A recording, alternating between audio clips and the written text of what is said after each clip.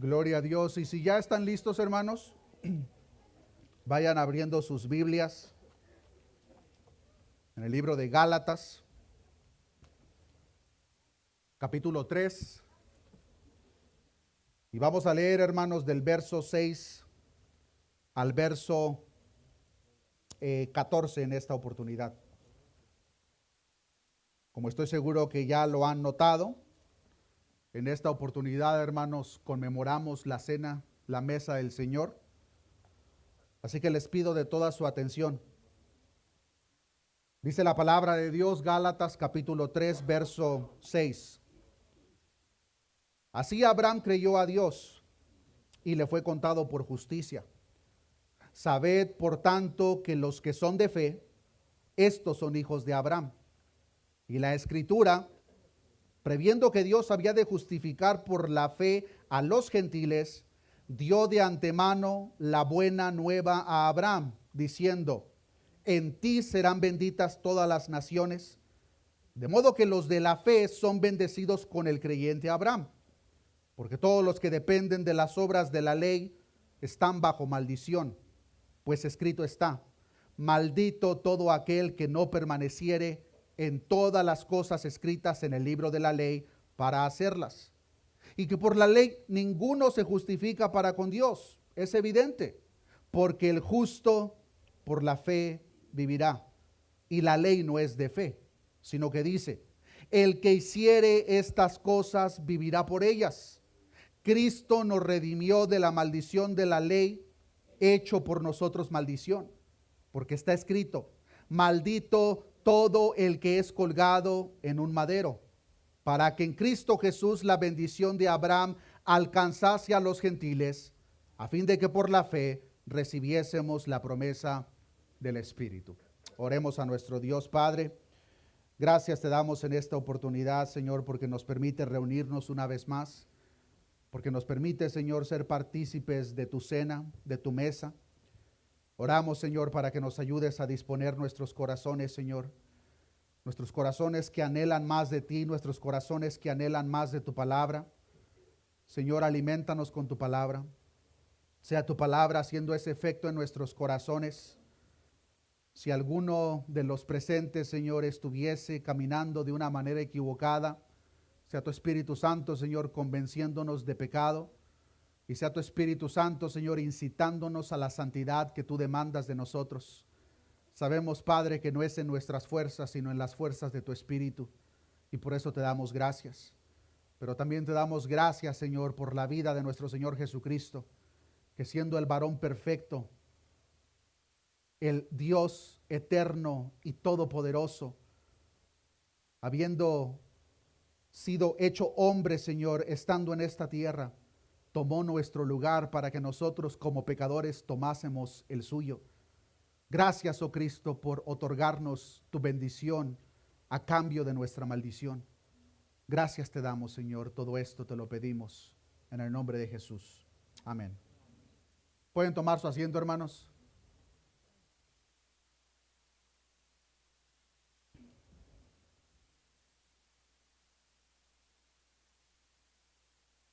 El 10 de noviembre del año 1483 nace un hombre en Alemania llamado Martín Lutero, que conforme creció tuvo el gran anhelo de conocer a Dios.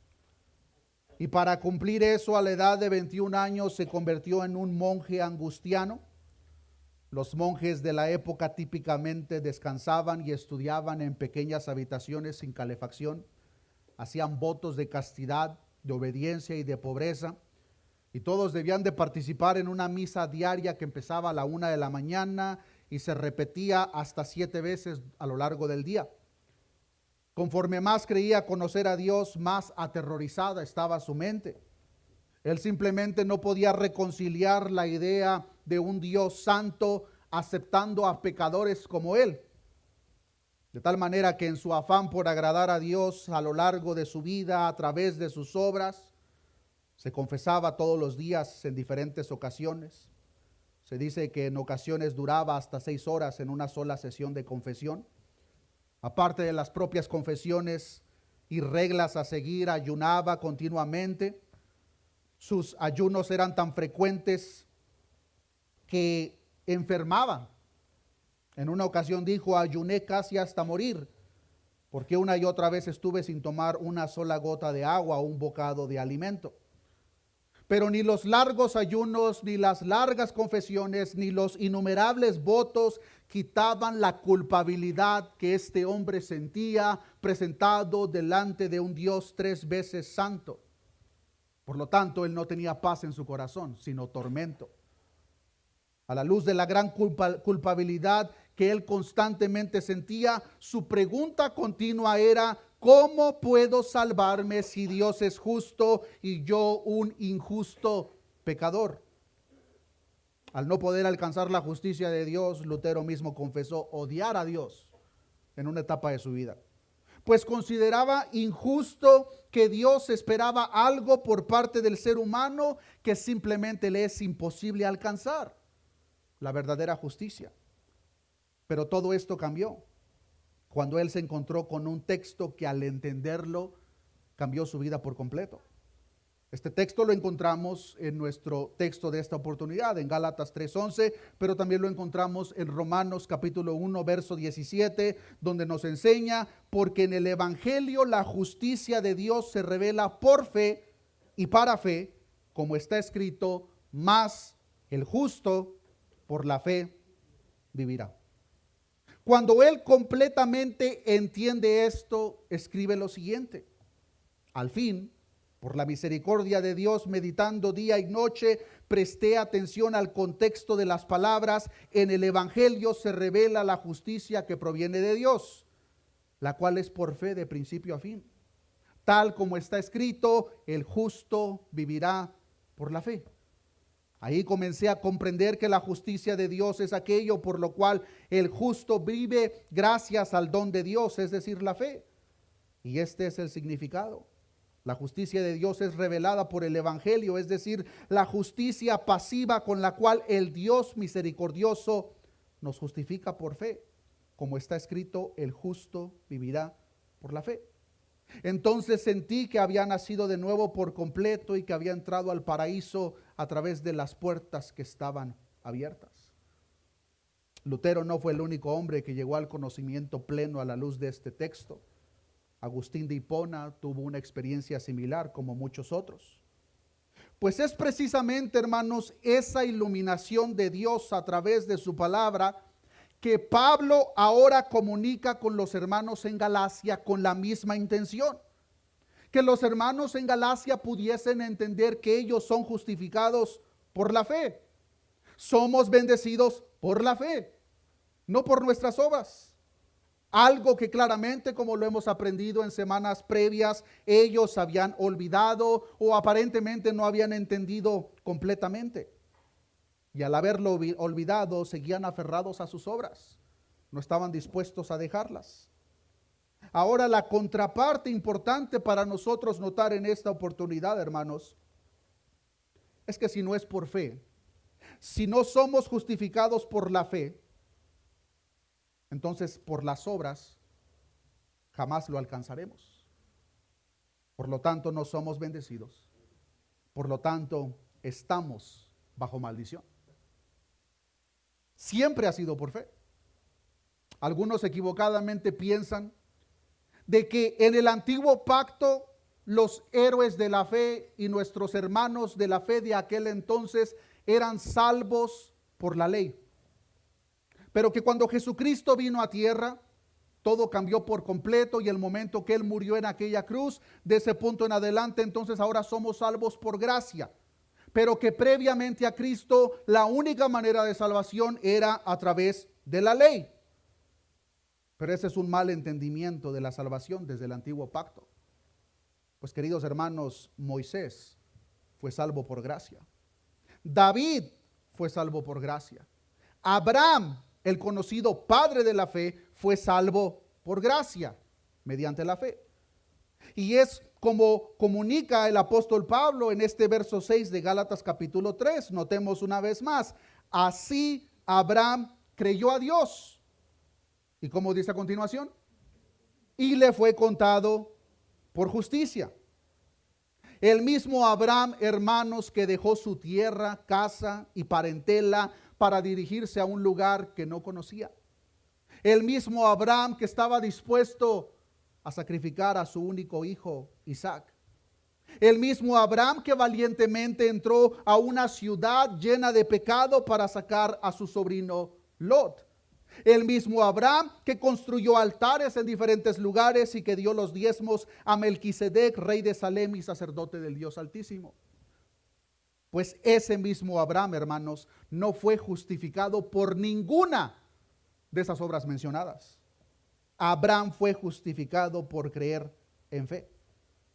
Cuando nosotros entendemos esto, entonces ahora comprendemos que la manera en que Abraham fue salvo es la misma manera en que nosotros hoy en día somos salvos. Abraham no fue salvo de una manera distinta a nosotros, y mucho menos fue de una manera distinta a los gálatas, que estaban aferrados a la circuncisión. Abraham fue salvo por fe. El mismo Abraham, hermanos, que recibió una gloriosa promesa por parte de Dios, que es importante que todos notemos. Sin perder Gálatas, acompáñenme al libro de Génesis, capítulo 12, y vamos a leer del verso 2 en adelante. Génesis capítulo 12, verso 2. Dice la palabra de Dios: y haré de ti una nación grande, y te bendeciré, y engrandeceré tu nombre, y serás bendición. Bendeciré a los que te bendijeren, y a los que te maldijeren, maldeciré, y serán benditas en ti todas las familias de la tierra. Después que Dios le hace esta promesa a Abraham, le instruye como una marca separativa que se circuncide, tal como lo vemos en Génesis capítulo 17. Abraham y las personas presentes, obedeciendo a Dios, lo cumplieron. El problema ahora, miles de años después, es que los judaizantes en Galacia usaban el propio ejemplo como un argumento a favor de la circuncisión. Su pensar era el siguiente: ¿no resulta obvio que si el resto del mundo, es decir, los gentiles, van a participar de las bendiciones prometidas a Abraham, primero deben recibir la señal que marca y distingue al pueblo de Dios, es decir, la circuncisión? Entonces, ellos pensaban, si los que no son parte del pueblo judío van a ser partícipes de las bendiciones dadas a Abraham, ellos deben de circuncidarse para ser partícipes de tal bendición. Tienen que volverse como Abraham y someterse a la circuncisión. Lo que ellos no entendían, y lamentablemente muchos hasta el día de hoy no entienden, es que una vez más Abraham no fue justificado por la circuncisión. Abraham no fue justificado por ninguna de las obras que él haya hecho. Abraham fue justificado por la fe. Gálatas 3:6. Así Abraham creyó a Dios y le fue contado por justicia. Ese fue el caso con Abraham, y sin duda alguna, hermanos, era el mismo caso con los hermanos en Galacia y sigue siendo el mismo caso con nosotros. Somos justificados por la fe.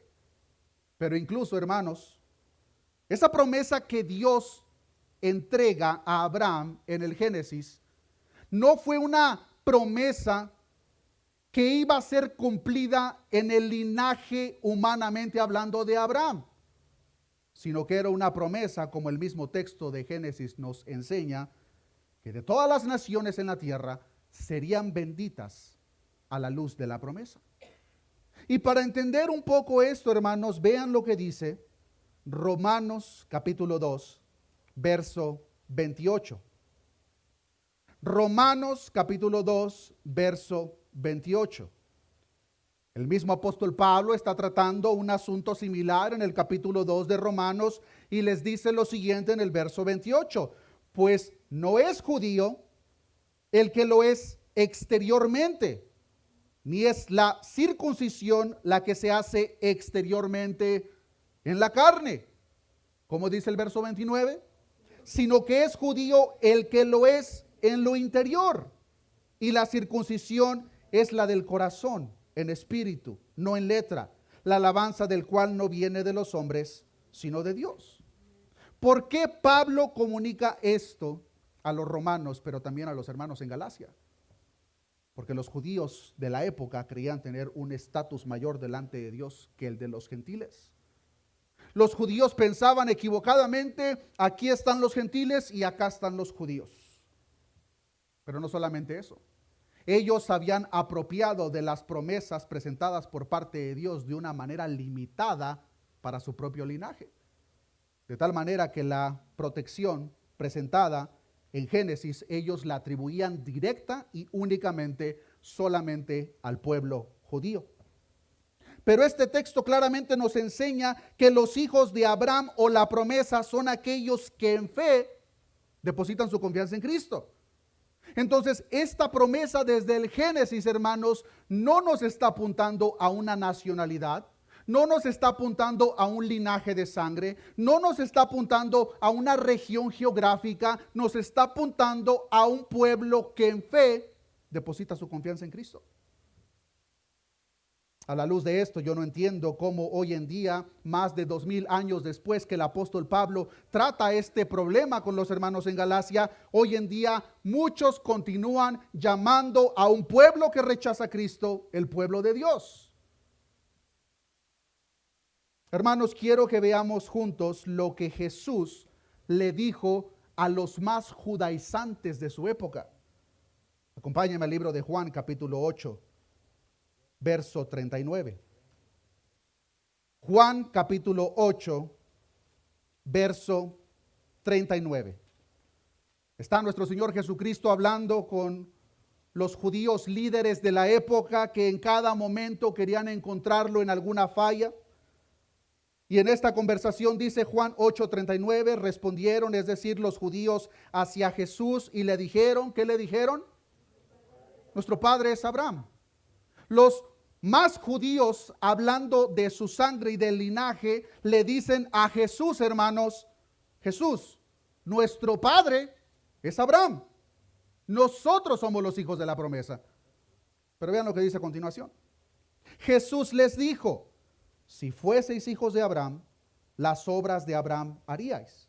Pero ahora procuráis matarme a mí, hombre que os he hablado la verdad, la cual he oído de Dios. No hizo esto Abraham. Vosotros hacéis las obras de vuestro padre. Entonces le dijeron, nosotros no somos nacidos de fornicación.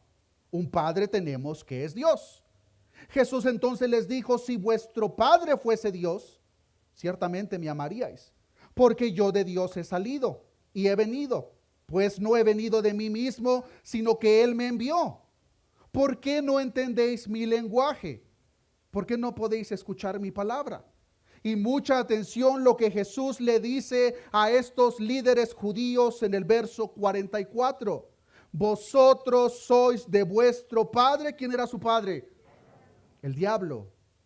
Y los deseos de vuestro padre queréis hacer.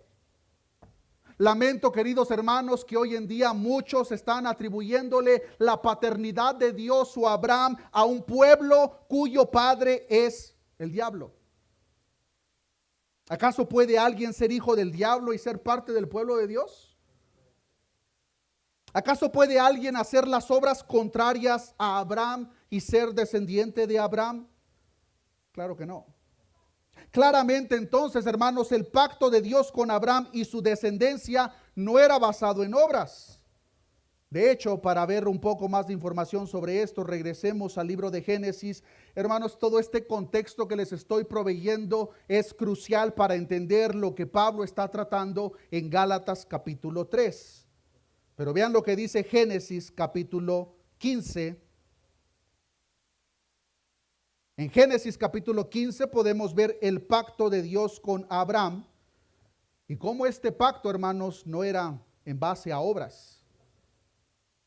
Génesis capítulo 15, verso 5, y lo llevó fuera, es decir, Dios a Abraham, y le dijo, mira ahora los cielos y cuenta las estrellas, si las puedes contar. Y le dijo, así será tu descendencia. ¿Y cómo dice el verso 6? y creyó a Jehová y le fue contado por justicia. Una vez más, lo que le contó por justicia a Abraham fue el creer en fe, no sus obras, no la circuncisión, no los sacrificios personales que él pudo haber hecho.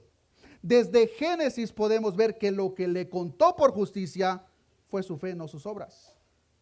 Pero aquí encontramos una promesa en este pacto. Y algo importante a considerar, hermanos, de acuerdo a los pactos antiguos de la época, es que para que el pacto se efectuase, típicamente se necesitaba de las dos personas que forman tal pacto. Pero este pacto que encontramos en Génesis capítulo 15 es completamente diferente.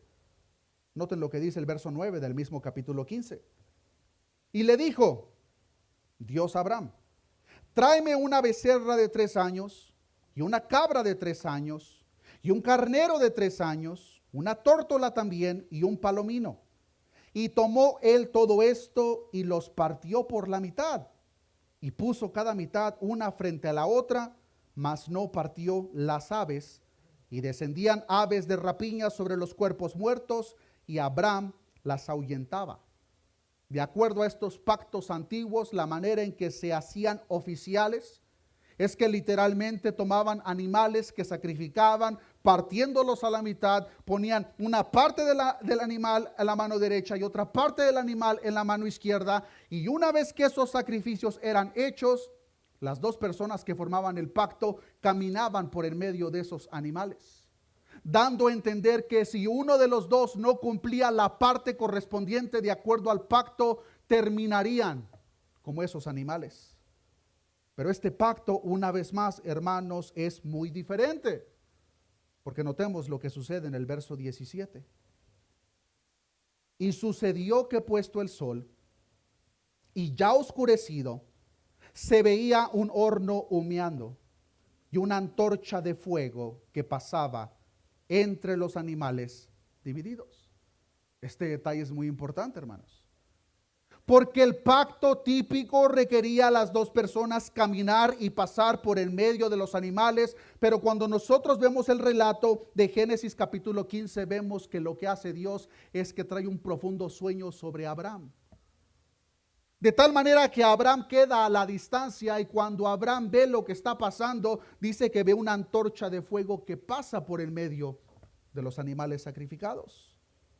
Notemos que en este pacto solo Dios pasó en medio de los animales sacrificados. Abraham no pasó, dando a entender que este pacto no requería ningún cumplimiento por parte de Abraham, porque Dios lo inició, Dios lo iba a cumplir. No requería obra alguna por parte de Abraham. Y queridos hermanos, lo que Dios promete, Él lo cumple. Y esta promesa que Dios le hizo a Abraham se ha cumplido desde aquel entonces, se está cumpliendo hoy en día y se continuará cumpliendo hasta que este mundo deje de ser. Queridos hermanos, un detalle muy importante.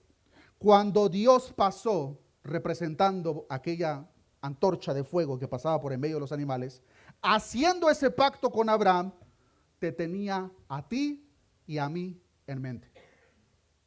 Cuando Dios hizo ese pacto, nos tenía a nosotros en mente y a todo aquel que por fe deposita su confianza en Cristo. Es crucial que entendamos esto, porque si no entendemos esto, no vamos a entender lo que Pablo comunica a los hermanos en Galacia, en Gálatas capítulo 3. Por eso dice el verso 7 de Gálatas capítulo 3, sabed, por tanto, que los que son de fe, ¿cómo dice? Estos son hijos de Abraham. Entonces, ¿quiénes son los hijos de Abraham? ¿Acaso son las personas que se encuentran en Israel en este momento aventando bombas y guerra con las naciones vecinas? Los hijos de Abraham son los de fe. Verso 8. Y la escritura, previendo que Dios había de justificar por la fe a los gentiles, dio de antemano la buena nueva a Abraham diciendo, en ti serán benditas la nación de Israel. ¿Así dice? En ti serán benditas todas las naciones, de modo que los de la fe son bendecidos con el creyente Abraham. Hermano, hermana, si tú por la fe has depositado tu confianza en Cristo para el perdón de tus pecados y la salvación de tu alma, tú eres bendecido con el creyente Abraham de la misma manera que él fue bendecido, de la misma manera que él fue justificado. No hay una manera diferente para nosotros, hermanos. Los hijos de Abraham, la descendencia de Abraham no es una raza, un grupo o linaje de sangre específico, no es una nacionalidad específica, no son los que se encuentran en algún país o región específica. Los hijos de la promesa son aquellos que por fe han creído. Ahora esta información, hermanos, nosotros la podemos recibir, se puede decir, de una mejor manera que los Gálatas. ¿Por qué? Porque para los Gálatas, hermanos, Abraham es el padre supremo del judaísmo. Entonces, para los Gálatas hay un enorme choque con lo que Pablo, inspirado por el Espíritu de Dios, les está comunicando. Por eso mismo los judaizantes utilizaban a Abraham como una prueba segura de que la circuncisión era necesaria para agradar a Dios y ser aceptables delante de él. Cuando en realidad lo único que necesitaban era depositar su confianza en Dios con la misma fe que manifestó Abraham en Génesis, como lo acabamos de leer. Por eso dice Gálatas 3:9, de modo que los de la fe son bendecidos con el creyente Abraham. Entonces, usted y yo, hermanos, somos justificados, somos bendecidos por la fe. No por la obra o obras que nosotros hayamos considerado haber hecho. Pero mucha atención, hermanos, porque aquí viene la otra cara de la moneda. Si el ser salvo, justificado por fe no te es suficiente a ti y te es necesario depender de tus obras, el contraste del verso 10 explica lo que te espera. Gálatas 3:10. Ahora viene el contraste de lo que Pablo acaba de comunicar en los versos previos. Porque todos los que dependen de las obras de la ley, como dice, hermanos, están bajo maldición. Pues escrito está: maldito todo aquel que no permaneciera en todas las cosas escritas en el libro de la ley para hacerlas.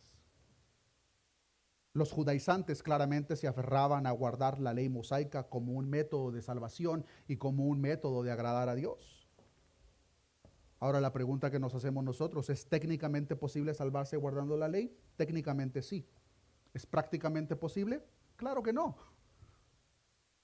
Es decir, si alguien verdaderamente guardase la ley al estándar de Dios, sí, esa persona se puede salvar por las obras. Pero técnicamente eso es imposible, porque todos somos pecadores. Para que alguien se salvase por la ley, debe guardarla a la perfección. Y nota, no se puede fallar en ningún punto, por pequeño que se considere. Cuando Dios a través de Moisés saca a su pueblo de la esclavitud y los lleva por el camino, les entrega la ley. Y dice Deuteronomio 27:26, maldito el que no confirmare las palabras de esta ley para hacerlas. Y todo el pueblo dirá, amén. Entonces, si alguien no confirmaba, si alguien no cumplía toda la ley, el juicio estaba sobre ellos. También vemos la misma idea presentada en el Nuevo Testamento, en Santiago capítulo 2, verso 10, donde nos enseña: porque cualquiera que guardare toda la ley, pero ofendiere en un punto, se hace culpable de todos. Y si es culpable, por fuerte que suene, si es culpable, es maldito. Una maldición es un juicio divino que trae como sentencia la condenación.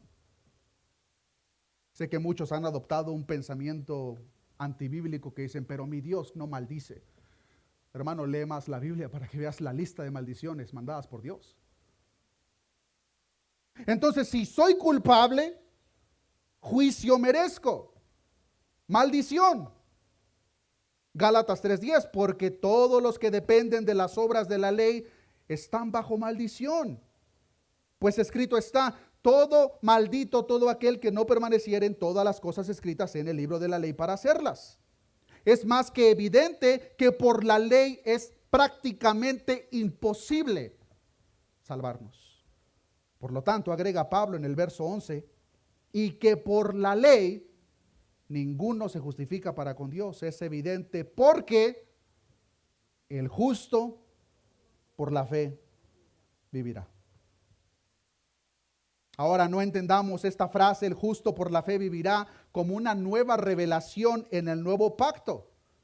Porque claramente ya vimos en Génesis 15:6 que Abraham creyó a Jehová y le fue contado por justicia. Pero también vemos en el libro del profeta Habacuc, en Habacuc 2:4, he aquí que aquel cuya alma no es recta se enorgullece, mas el justo por su fe vivirá. Hermanos, los antiguos héroes de la fe fueron salvos por gracia, mediante la fe. No por obras. Por obras nadie se puede salvar. Los métodos de la ley y los de la fe se excluyen mutuamente. De tal manera que yo no puedo aplicar la fe en combinación de la ley, porque son opuestas la una a la otra. Comenta el pastor John MacArthur en cuanto a esto: vivir por la ley es vivir por el esfuerzo individual y lleva de manera inevitable al fracaso, la condenación y la muerte. Vivir por la fe es dar respuesta positiva a la gracia de Dios y conduce a la justificación verdadera que nos lleva a la vida eterna. Pero ambas, hermanos, no nos equivoquemos, son opuestas. O vivimos y somos salvos por fe, o intentas hacerlo por tus propias obras. Pero si fallas en una de ellas, la maldición está sobre ti. Dice Pablo en el verso 12 de Gálatas capítulo 3, y la ley no es de fe, son opuestas, sino que dice, el que hiciere estas cosas, vivirá por ellas. Es decir, ¿quieren vivir conforme a la ley? Ándale pues, inténtalo, pero debes de cumplirla toda a la perfección. La ley no es fe, son obras. De la misma manera que la fe no son obras. Ahora, a la luz de esta información o revelación, hermanos, surge la siguiente pregunta. ¿Significa esto que la ley no tiene propósito? ¿Significa esto que la ley fue entregada en vano? Para nada. La ley nos muestra la santidad del Dios tres veces santo al que nosotros servimos y adoramos. La ley nos muestra nuestro gran pecado y separación con Dios. La ley nos muestra que solo alguien perfecto la puede cumplir. Y ese alguien es Cristo. De tal manera, hermanos, que Cristo toma nuestro lugar para que nosotros tomemos el suyo.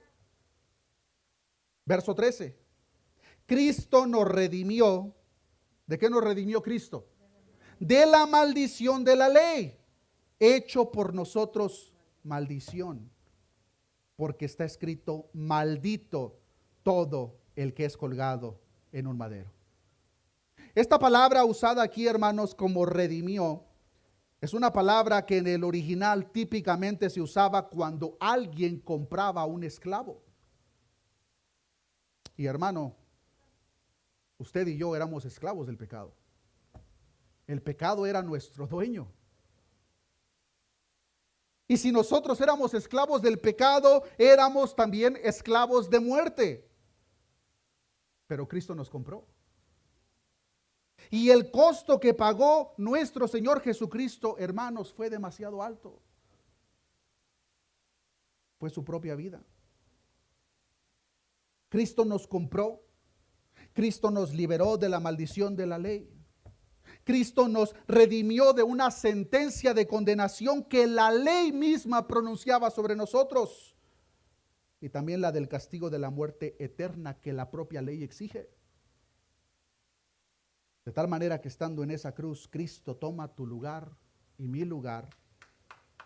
Y estando en esa cruz, hermano, tu pecado fue sobre él. De tal manera, hermanos, que por un momento Cristo fue la persona más pecadora que este mundo jamás haya visto.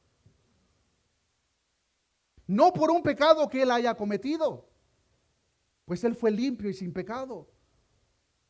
Pero fueron los pecados de cada uno de nosotros y aquellos redimidos que fueron derramados sobre él. Y ese propio pecado sobre él lo hizo maldición. Maldito. En el judaísmo antiguo, hermanos, cuando un malhechor era ejecutado, típicamente lo hacían a través de pedradas.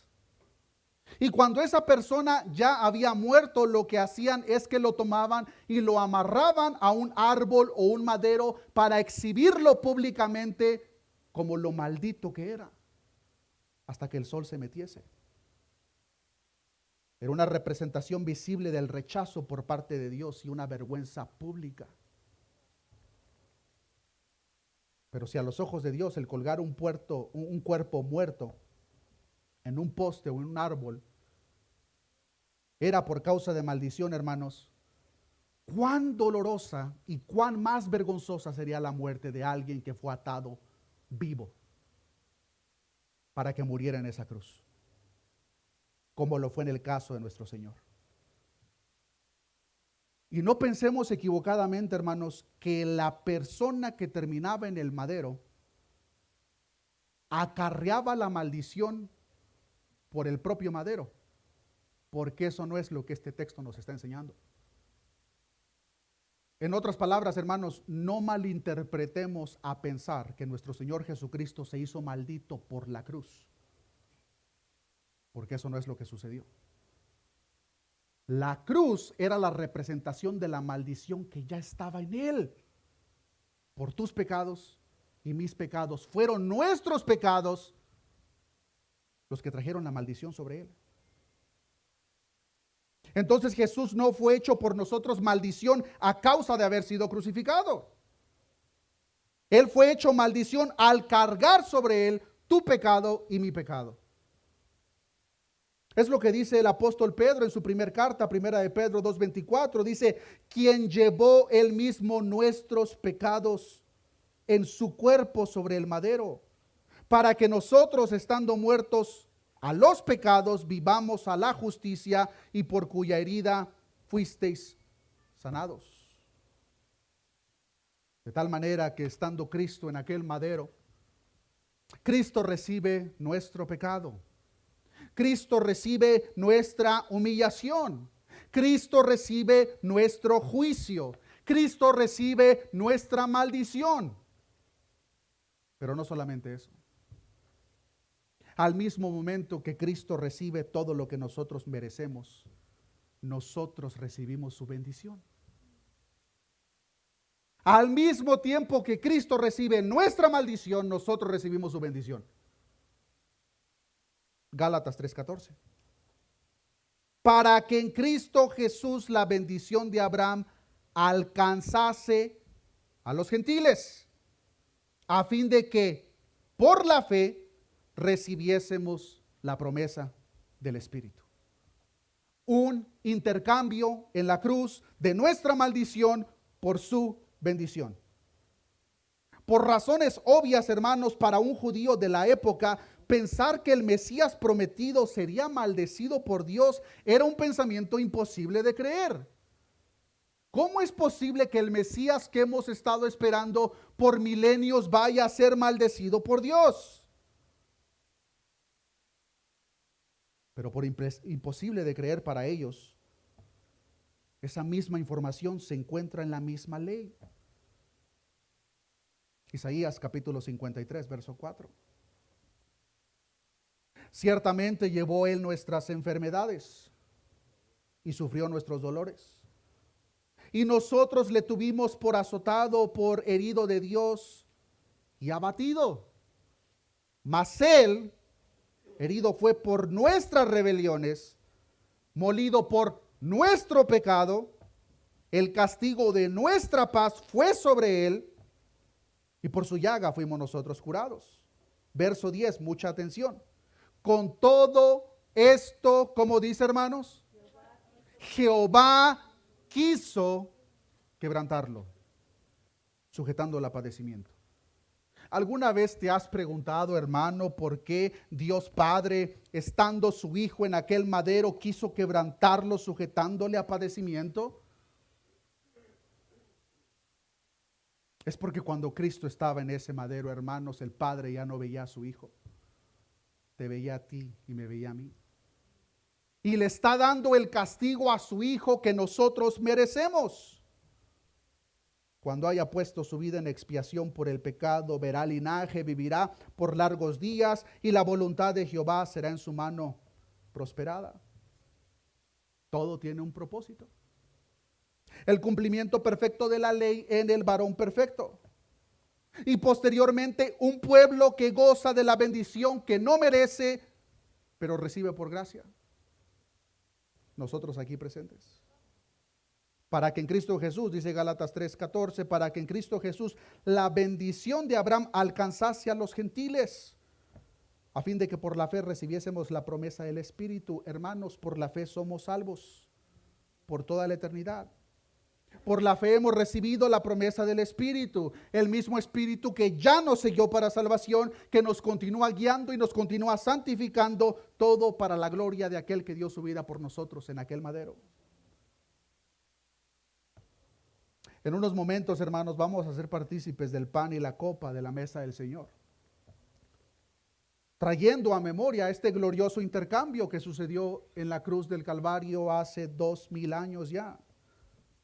Pero antes de hacer eso, hermano, yo te pregunto a ti en esta oportunidad, amigo, amiga presente, si tú verdaderamente has depositado tu confianza en Cristo para el perdón de tus pecados y la salvación de tu alma.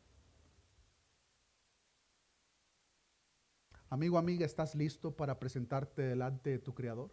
Si Él te fuese a llamar a su presencia esta misma noche. La santidad de Dios, hermanos, es tan alta que no puede dejar ningún pecado sin ser tratado. Hermanos, ténganlo por seguro que esos pecados que nosotros en nuestra mente errada en veces cometemos pensando, pero es que no son pecados tan graves, no son pecados tan grandes. Hermanos, la santidad de Dios es tan alta que no puede pasar por alto ni el más mínimo de tus pecados. Y claramente, hermanos, nosotros aquí presentes no hemos cometido un pequeño pecado. Pero aunque fuese solo un diminuto pecado, tal pecado delante de la santidad de Dios merece ser tratado. La justicia de Dios se debe de efectuar. Una vez más, en medio de nosotros no hay persona alguna que solamente haya cometido un pequeño pecado. Aquí nos encontramos pecadores que hemos cometido miles y miles de pecados en contra de un Dios que es 3 veces santo. Nuestros pecados atentan contra la santidad de nuestro Creador y cada uno de ellos debe de ser tratado. La pregunta entonces es, ¿serán esos pecados cobrados en ti, amigo, amiga, en una eternidad de tormento? ¿O fue tratado en el varón perfecto el momento que se encontraba en aquel madero? Esas son las dos opciones que tenemos. O mis pecados son tratados en Él, depositando mi confianza en Él, en arrepentimiento para salvación de mi alma, o confío en mis obras para que yo pague la deuda tan grande que tengo delante de un Dios que es 3 veces santo. Amigo, amiga, si tú no te has arrepentido de tus pecados y depositado tu confianza en Cristo para salvación de tu alma, no lo dejes para mañana, porque el día de mañana quizás no llegue. Y si tú te llegases a presentar delante de tu Creador en esta misma noche, ¿qué respuesta le vas a dar? Queridos hermanos, solo en Cristo hay perdón de pecados. Solo en Cristo hay salvación. Salvación por la obra que Él hizo en aquella cruz a favor nuestro. Obra misma que traemos a memoria en esta oportunidad. Traemos a memoria, queridos hermanos, ese glorioso intercambio que nuestra maldición fue imputada sobre Cristo y su bendición fue sobre nosotros. No hicimos nada para merecerlo, no hicimos nada para ganarlo. Fue un regalo en amor por parte de nuestro Dios. Si mis hermanos de la alabanza, por favor, se pueden ir preparando para dirigirnos en un canto. Y al mismo tiempo, si también los hermanos que nos están ayudando con la cena pueden, por favor, comenzar a repartirla. Hermanos, al momento de que pase la copa y el pan y que ustedes la tomen en su mano, por favor, todavía no lo coman, todavía no lo tomen. Pero sí les pido, hermanos, que meditemos en ese glorioso intercambio que se llevó a cabo en la cruz a favor de todo aquel que en confianza y fe deposita su confianza en Cristo.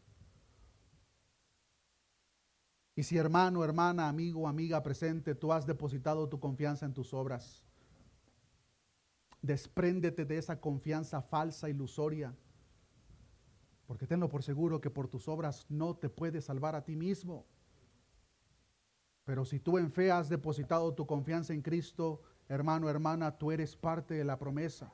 Esa gloriosa promesa que Dios hizo a Abraham te incluye a ti y a mí si nosotros por fe depositamos nuestra confianza en Cristo. Meditemos sobre eso mientras nuestros hermanos nos guían con un canto.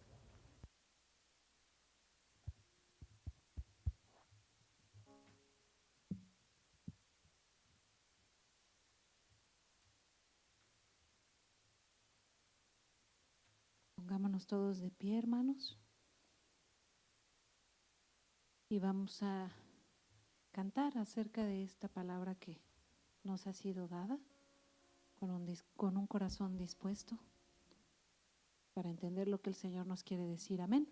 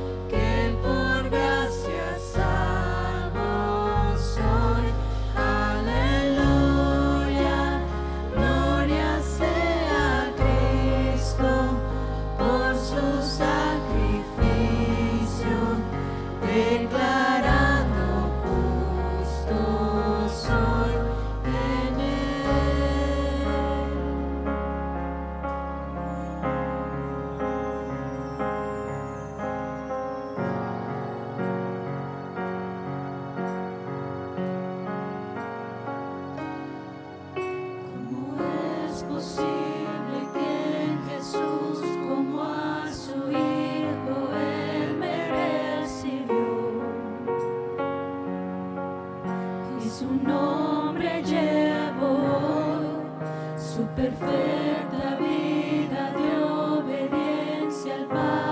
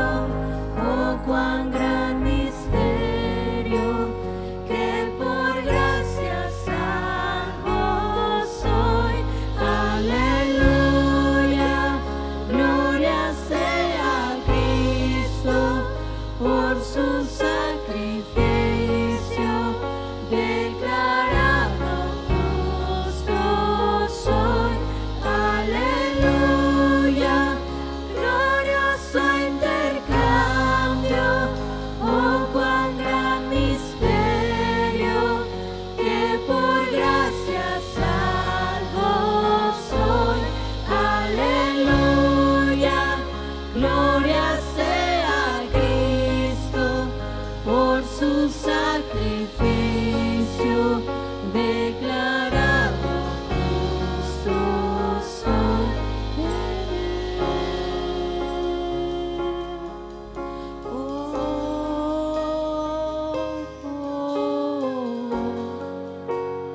declarado justo soy en él.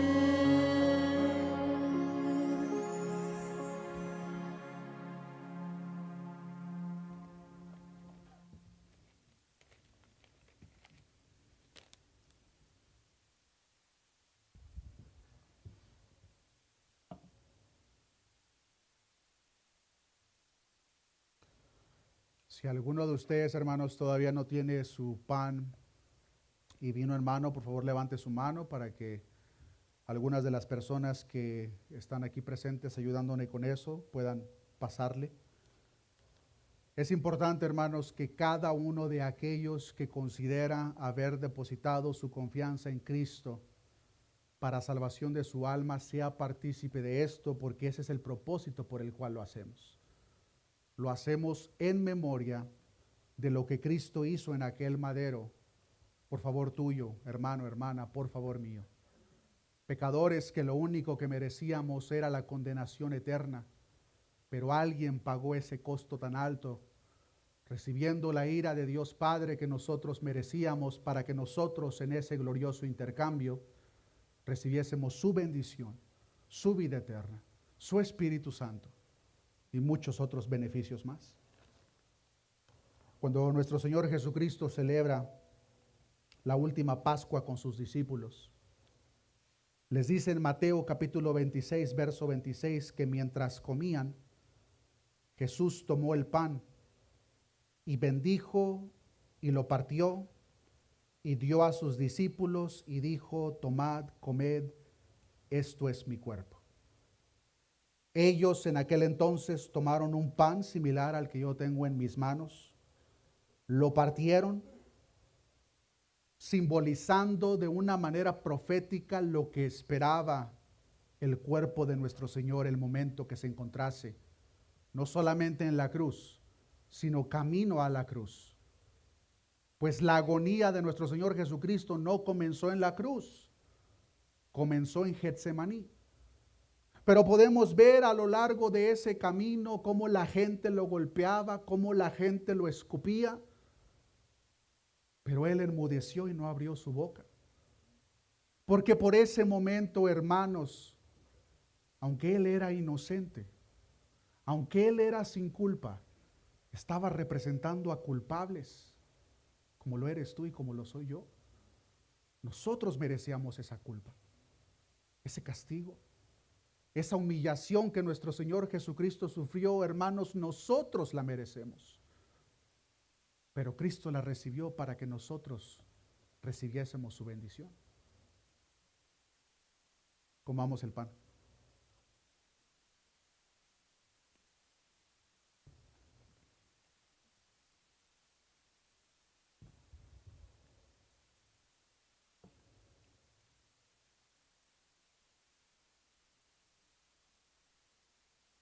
El verso 27 nos enseña que tomando la copa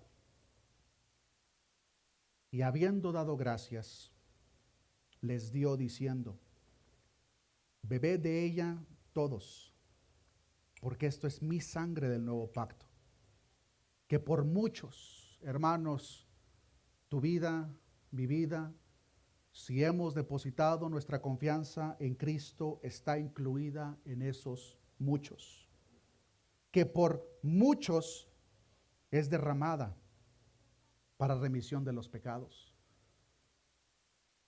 Si tú has depositado tu confianza en Cristo en arrepentimiento, hermano, hermana, no hay pecado sobre tu vida que te culpe delante de Dios, pues Cristo ya pagó el precio derramando hasta la última gota de su sangre. ¿Qué es lo que traemos a memoria a través de ser partícipe de este jugo? La sangre que Cristo derramó por nosotros. Tomemos la copa.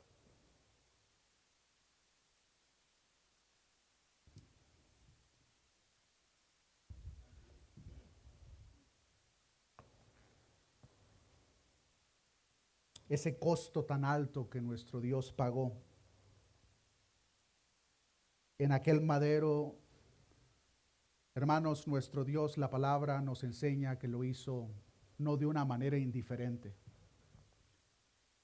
Cuando Cristo se encontraba en aquel madero recibiendo la ira de Dios Padre que tú y yo merecíamos, Él lo hizo por amor a un pueblo que había puesto Él su mirada sobre nosotros desde antes de la fundación de este mundo. Todavía no habíamos sido formados en el vientre de nuestra madre, pero el Dios eterno y glorioso ya nos tenía en mente. ¿Cómo seríamos un pueblo redimido? No por nuestras obras, sino por las obras del justo y santo, nuestro Señor Jesucristo. Es lo que hemos recordado en esta oportunidad, hermanos. Al ser partícipes del pan y ser partícipes de la copa, el sacrificio tan glorioso que Cristo hizo por cada uno de nosotros. Vivamos continuamente a la luz de esa gloriosa realidad. Oremos a nuestro Dios. Padre, gracias te damos por ese glorioso intercambio, Señor. Estando en aquel madero, oh Cristo, tú recibiste nuestros pecados, nuestra culpa, nuestra maldición. Siendo el varón perfecto, te hiciste maldito por nosotros. Pues la ley claramente establecía maldito aquel que es colgado en un madero. Pero no solamente eso entendemos en esta oportunidad, oh Dios, sino que entendemos a la luz de tu escritura que el momento que tú recibiste nuestra maldición y culpabilidad, nos otorga, Señor, tu bendición, tu vida eterna. Gracias, Señor, por tan inmenso regalo que nos has dado por gracia. No hay nada, absolutamente nada que nosotros pudiésemos haber hecho para recibir tan glorioso regalo, Señor. Gracias por haber recibido esa ira que la santa presencia de nuestro Dios requiere a la luz del pecado. Gracias por habernos representado. Gracias, oh Cristo, por ser ese intermediario entre Dios Padre y nosotros los hombres. Te pedimos, oh Dios, que nos permitas vivir conforme a esta realidad. No solamente hoy día domingo, o solamente los días que somos partícipes en memoria de ti de la mesa, sino en todo momento, Señor, para que sea tu glorioso evangelio, Señor, que nos ha salvado, el mismo que nos continúe santificando, Señor, para que podamos vivir vidas agradables delante de ti, para que podamos caminar conforme a las gloriosas obras que de antemano has preparado para que anduviésemos en ellas. Gracias, oh Cristo, por derramar tu sangre en aquel madero por nosotros. Gracias, Señor, porque esa gloriosa promesa que hiciste a tu siervo Abraham se ha cumplido, se continúa cumpliendo y se continuará cumpliendo, Señor, hasta que el número de tus hijos se cumpla. Gracias, Señor, por tan inmenso regalo. A ti sea la honra, la gloria, hoy, mañana y por los siglos de los siglos. Amén.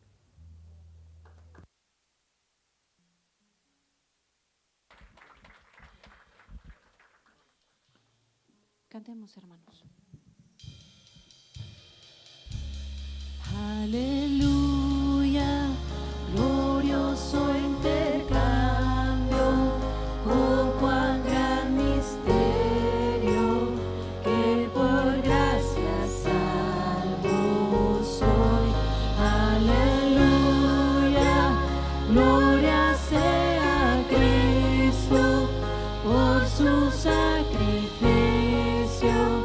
Declarado justo soy, aleluya, glorioso intercambio, oh cuán gran misterio, que por gracia salvo soy, aleluya, gloria sea a Cristo por su sacrificio,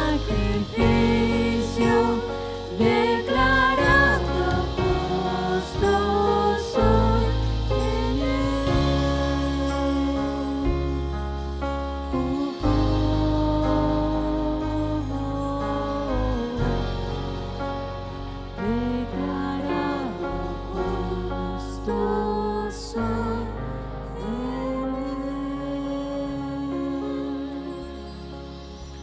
Dale ese aplauso fuerte a nuestro Dios, porque Él lo merece. Amén. Que tengan un día bendecido, hermanos.